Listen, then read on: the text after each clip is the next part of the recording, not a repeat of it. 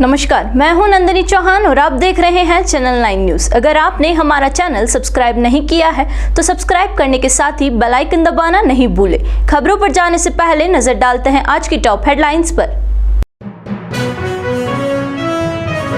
उदयपुर में एसपी ने हार्डकोर अपराधियों के खिलाफ अभियान का खुद ने संभाला मोर्चा।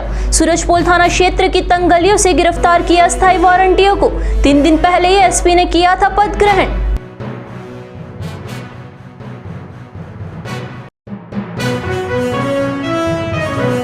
मेवाड़ वागड़ हाईकोर्ट बेंच संघर्ष समिति की हुई बैठक। जून और जुलाई माह में होने वाले विभिन्न कार्यक्रमों पर हुई चर्चा।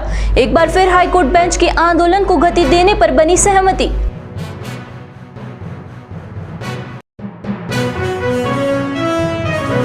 सुखाड़िया रंगमंच पर हुआ लाभार्थी महोत्सव। मुख्यमंत्री गहलोत ने 51,553 लाभार्थियों के खातों में ट्रांसफर की सब्सिडी। शिक्षा मंत्री बीडी कल्ला ने भाजपा पर लगाए आरोप। भाजपा की कथनी और करनी में है अंतर। अब खबरें विस्तार से। उदयपुर के एसपी भुवन भूषण यादव ने पद संभालने के तीसरे दिन ही अपने इरादे साफ कर दिए हैं। शहर में किसी प्रकार की क्राइम को बर्दाश्त नहीं किया जाएगा। ऐसे में सोमवार को एसपी यादव ने शहर में हार्डकोर हिस्ट्री शीटर बदमाशों के खिलाफ धरपकड़ अभियान चलाया। एसपी यादव खुद मोर्चा संभालते हुए सोमवार की सुबह सूरजपोल थाना क्षेत्र में अपराधियों को पकड़ने पहुंचे। उनके साथ एएसपी मंजीत सिंह, डिप्टी शिप्रा राजावत, सूरजपोल थाना अधिकारी दलपत सिंह सहित थाने का जाब्ता मौजूद था। एसपी भुवन भूषण सूरजपोल थाना क्षेत्र की सकरी गली गली में पहुंचकर आरोपियों के घर पहुंचे, जहां से उन्हें पकड़कर थाने लाया गया। सूरजपोल थाना क्षेत्र में टीम ने करीब 12 आरोपियों को गिरफ्तार किया है, जिसमें से एक लूट का आरोपी है।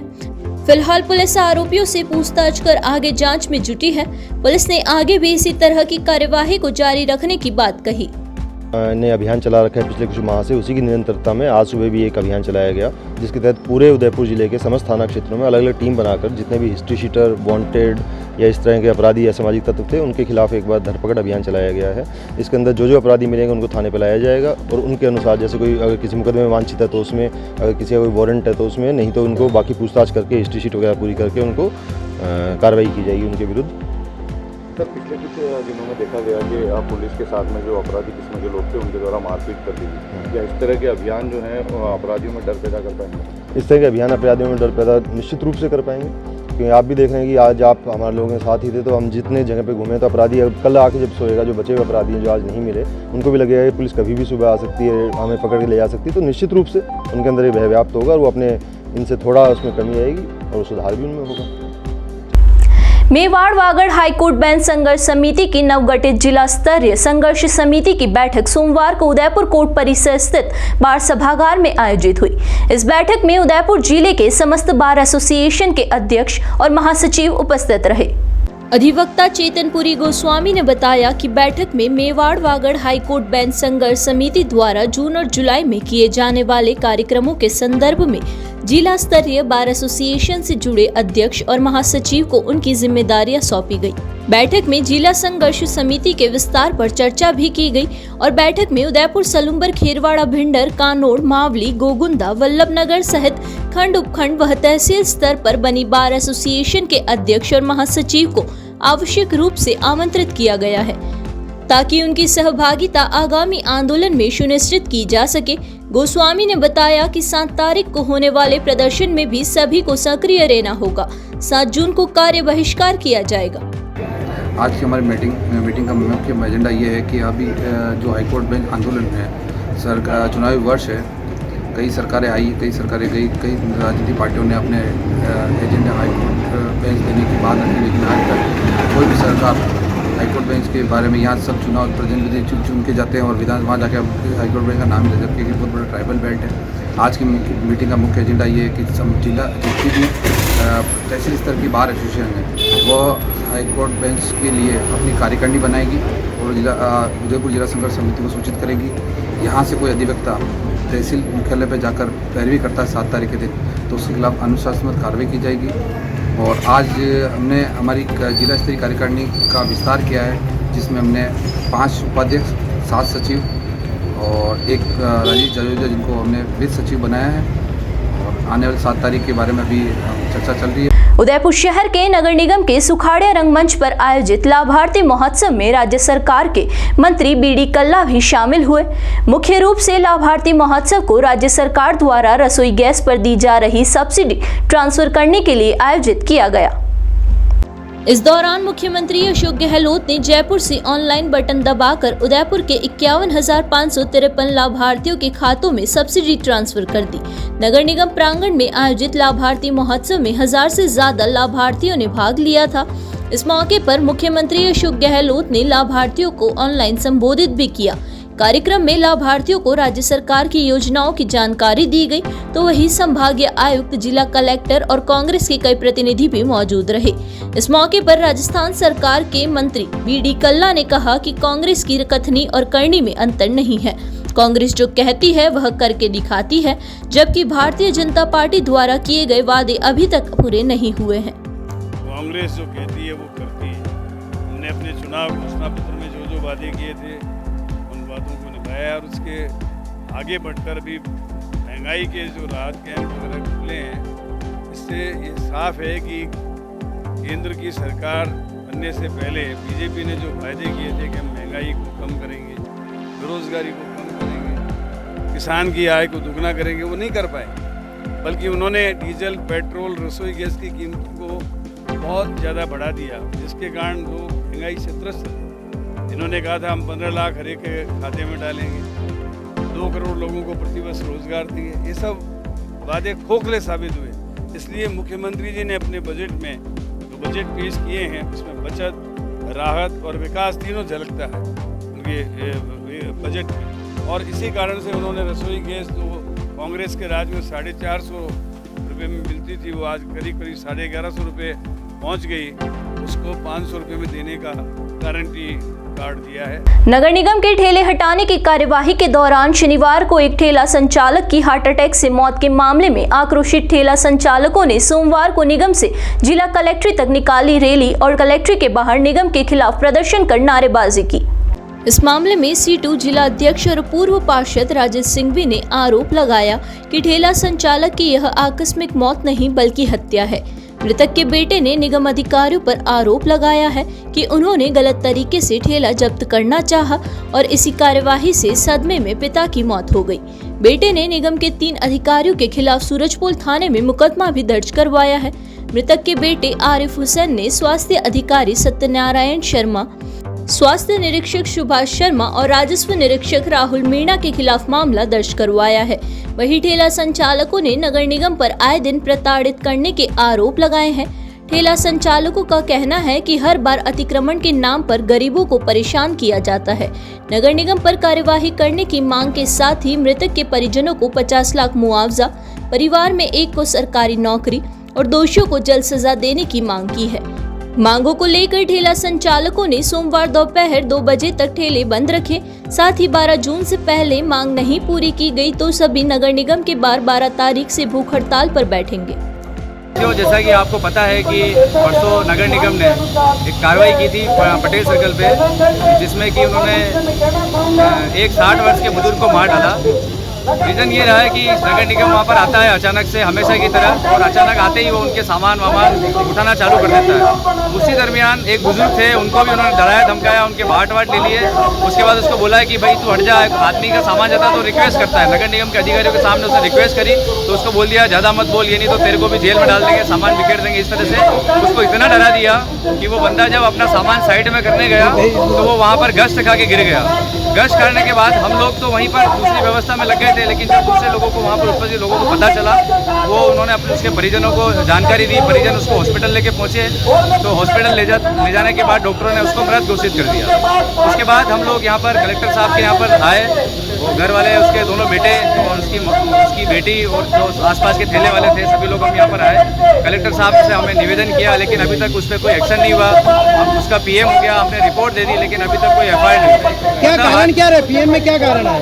PM में ना तो पुलिस वाला वाला ना किसी जो संबंधित थाना है वहाँ से ना तो कभी तक कोई अधिकारी, ना आईओ, ना किसी भी बंदे ने अभी तक हमसे या घर वालों से किसी भी तरह से कोई कांटेक्ट नहीं किया अभी तक। उदयपुर के निजी कॉलेज में पढ़ने वाली छात्रा पर जबरन धर्म परिवर्तन करने का दबाव बनाने और जान से मारने की धमकी देने के मामले में दोषियों को भले ही जेल हो गई हो, लेकिन इस मामले में अभी भी अलग अलग संगठनों का विरोध जारी है।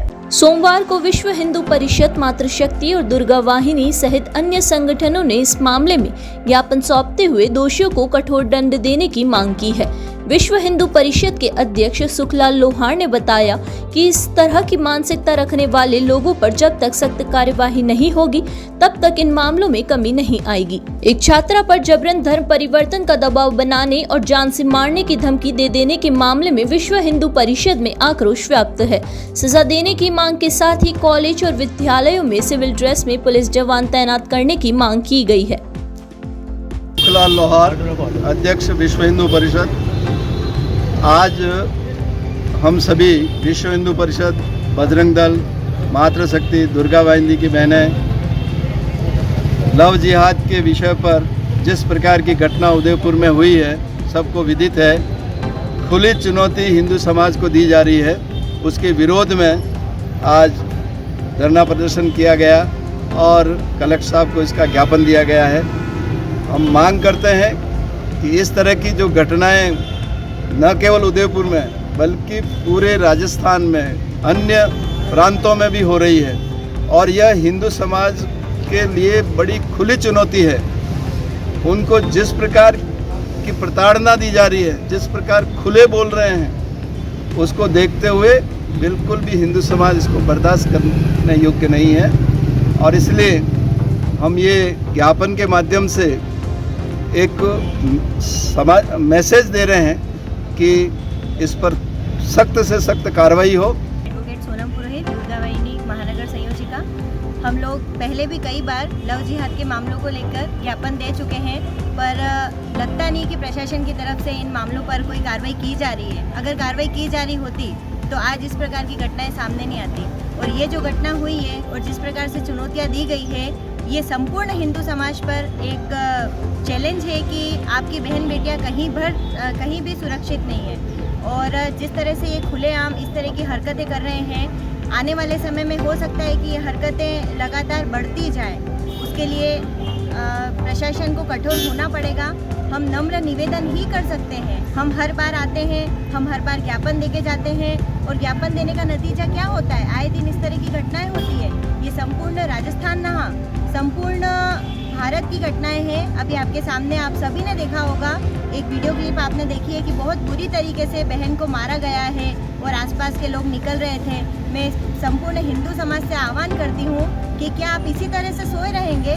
क्या आपकी बहन बेटियों पर इसी तरह से अत्याचार होते रहेंगे? और उन बहन बेटियों से कहना चाहती हूँ कि जो माँ बाप आपको पैदा करते हैं, बड़ा करते हैं, कहते हैं कि एक बेटे से ज़्यादा बेटी माँ बाप के दर्द को समझती है। क्यों? क्योंकि वो खुद एक समय पर शादी करती है, माँ बनती है और सारी चीज़ों से गुजरती है। तब तक आप शायद बहुत देर कर दें, इन भाइयों के चक्कर में ना आए और अपने समाज की तरफ देखें, अपने परिवार की तरफ देखें, क्योंकि आपकी ही इन घटनाओं की वजह से हमें आज ये दिन देखना पड़ रहा है। तो यहाँ रुकेंगे एक छोटे से ब्रेक के लिए। ब्रेक के बाद फिर हाजिर होते हैं कुछ खबरों के साथ।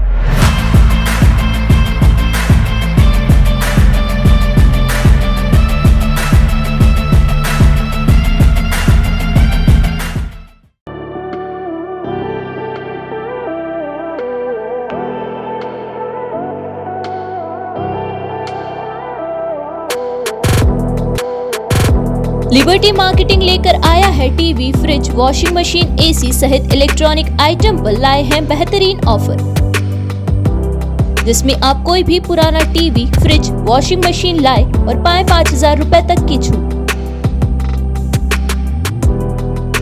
तो एक बार जरूर आए हमारे नए showroom Liberty marketing, plot number 22-23, सॉफिट road, Shobhagpura, opposite Shubhkesar garden, Udaipur.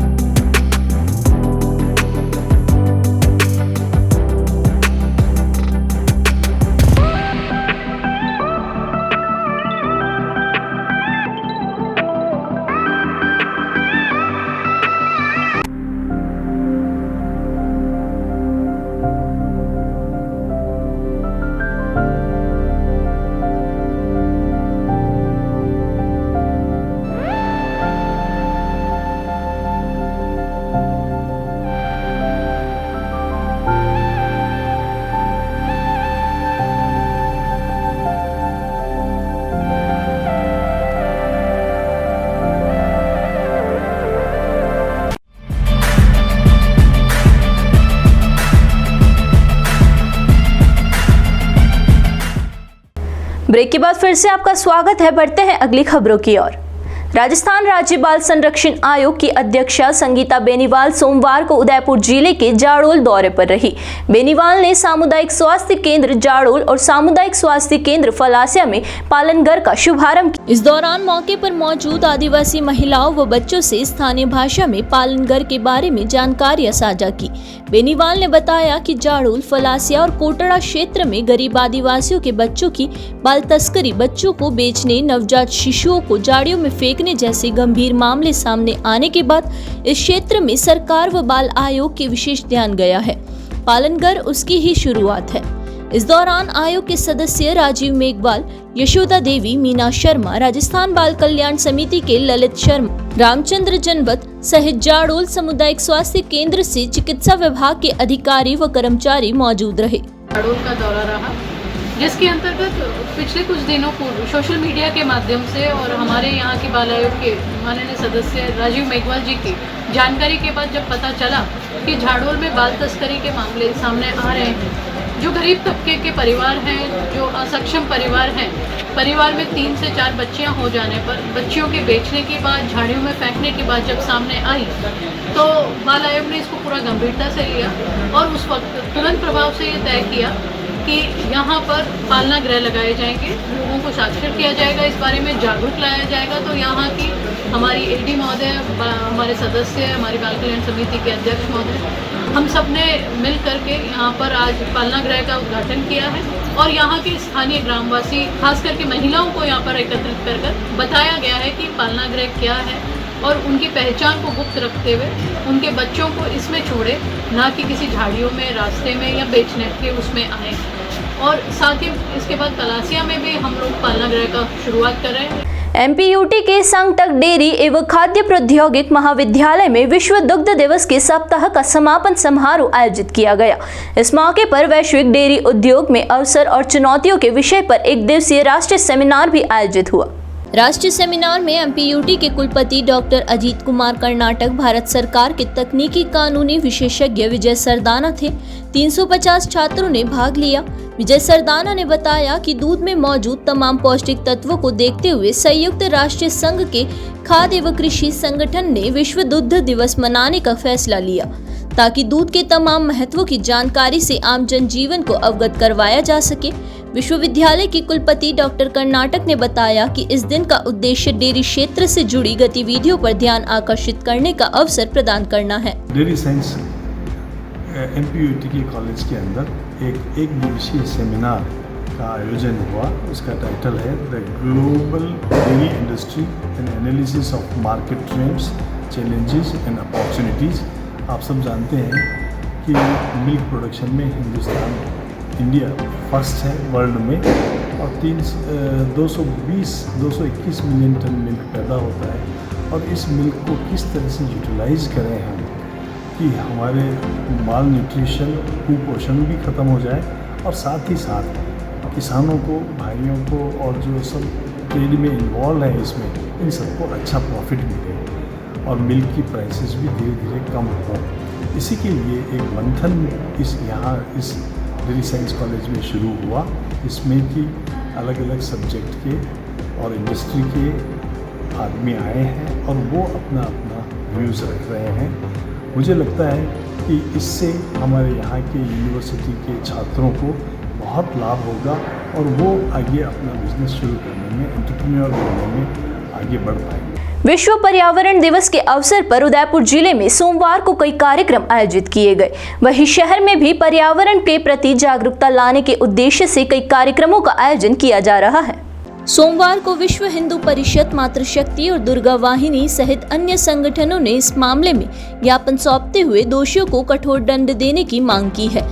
विश्व हिंदू परिषद के अध्यक्ष सुखलाल लोहार ने बताया कि इस तरह की मानसिकता रखने वाले लोगों पर जब तक सख्त कार्यवाही नहीं होगी तब तक इन मामलों में कमी नहीं आएगी। एक छात्रा पर जबरन धर्म परिवर्तन का दबाव बनाने और जान से मारने की धमकी दे देने के मामले में विश्व हिंदू परिषद में आक्रोश व्याप्त है। सजा देने की मांग के साथ ही कॉलेज और विद्यालयों में सिविल ड्रेस में पुलिस जवान तैनात करने की मांग की गई है।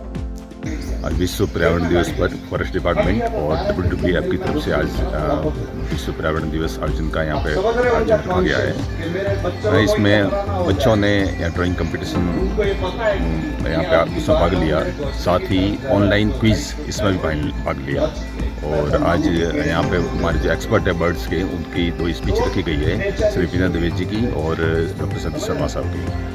इसके बाद में अभी अतिथिगण के द्वारा भी यहाँ पे कुछ बातें होगी और फिर यहाँ को जो हमारे जो प्राइज जो विजेतागण हैं हमारे कॉम्पिटिशन्स के, उनको आज इनाम भी दिया जाएगा। आज इस वर्ष की जो विश्व पर्यावरण दिवस है, उसकी थीम रखी है बीट प्लास्टिक पोल्यूशन, प्लास्टिक के कचरे का समाधान ढूंढना। और इसी के लिए हम जो प्लास्टिक हमारे जीवन को ये खराब कर रहा है, और प्लास्टिक को रोकेंगे, प्लास्टिक का समाधान ढूंढेंगे, तभी हमारा जीवन, इंसान का, हमारे बर्ड्स, सभी का, जीव जंतु सभी का जीवन अच्छा सुरक्षित हो पाएगा। उदयपुर के हिरणमंगरी थाना इलाके में 6 दिन पूर्व हुई चोरी के मामले में चोरों का सीसीटीवी फुटेज सामने आया है। हिरणमंगरी थाना इलाके के कृष्णा अपार्टमेंट में 6 दिन पूर्व एक सूने फ्लैट में 40 लाख रुपए की नकदी और 35 तोले सोने के जेवर चोर चुरा कर फरार हुए थे। पिछले 6 दिनों से पुलिस के हाथ खाली है। पुलिस ने मामला दर्ज कर जांच शुरू की, लेकिन लाखों की चोरी करने के इस मामले में अभी तक कोई सुराग उनके हाथ नहीं लगा है। अब चोरी की घटना का सीसीटीवी फुटेज सामने आया। इसमें आधा दर्जन से ज्यादा चोर नजर आ रहे हैं।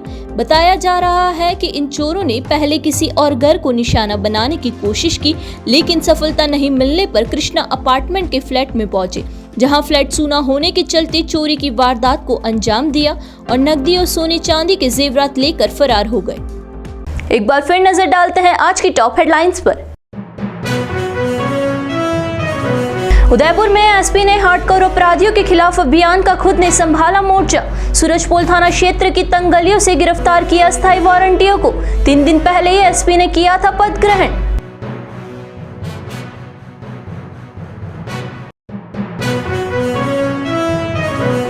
मेवाड़ वागड़ हाईकोर्ट बेंच संघर्ष समिति की हुई बैठक। जून और जुलाई माह में होने वाले विभिन्न कार्यक्रमों पर हुई चर्चा। एक बार फिर हाईकोर्ट बेंच के आंदोलन को गति देने पर बनी सहमति।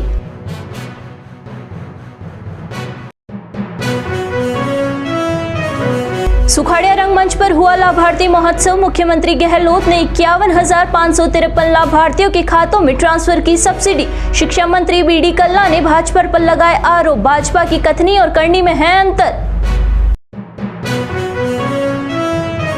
तो दीजिए इजाजत और बने रहिए चैनल 9 न्यूज के साथ। नमस्कार।